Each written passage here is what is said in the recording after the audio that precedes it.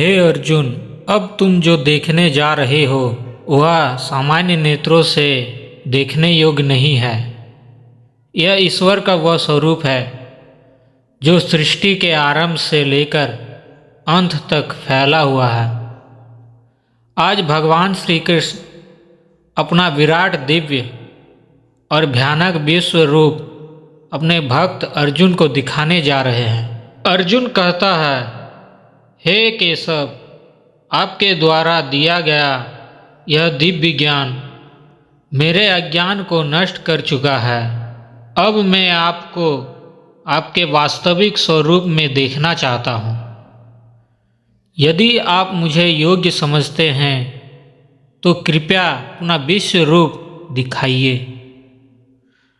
भगवान श्री कृष्ण कहते हैं, हे अर्जुन, मेरे इस विराट स्वरूप को तुम अपनी साधारण आँखों से नहीं देख सकते, इसलिए मैं तुम्हें दिव्य नेत्र प्रदान करता हूँ।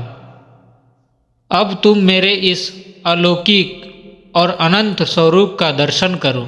अर्जुन देखता है, आकाश, पृथ्वी, दिशाएं, सब कुछ एक ही शरीर में समाया हुआ है।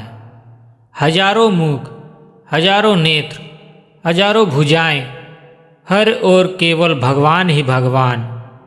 उनके शरीर से असंख्य सूर्य और अग्नि की भांति तेज निकल रहा था।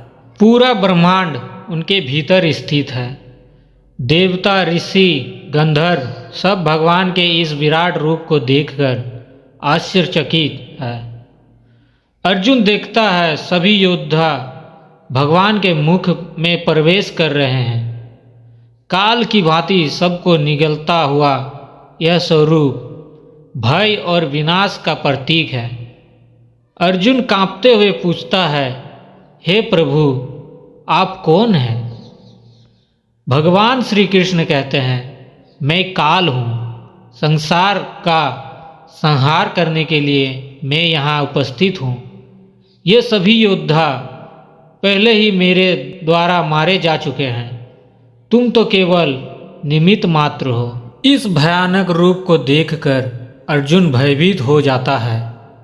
वह हाथ जोड़कर भगवान से क्षमा मांगता है, हे प्रभु, मैं आपको मित्र समझकर जो भी भूलवश कह गया हूँ, कृपया मुझे क्षमा करें।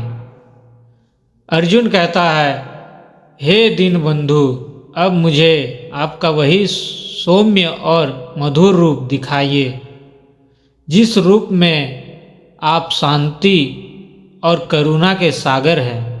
भगवान श्री कृष्ण फिर से अपने चार भुज और फिर मानव रूप में प्रकट होती है। वे कहते हैं, हे अर्जुन, यह विश्व रूप केवल मेरे परम भक्तों को ही दिखता है। ना वेदों से, ना यज्ञों से, ना दान से इस रूप का दर्शन होता है। केवल अनन्य भक्ति से मुझे जाना जा सकता है। जो मुझे प्रेम से भजता है वही मुझे प्राप्त करता है। हे अर्जुन, जो मुझे इस स्वरूप में जान लेता है वह भय, मोह और मृत्यु से मुक्त हो जाता है। जय श्री कृष्ण। यदि यह दिव्य दर्शन आपके हृदय को स्पर्श करे तो इसे दूसरों तक अवश्य पहुँचाए।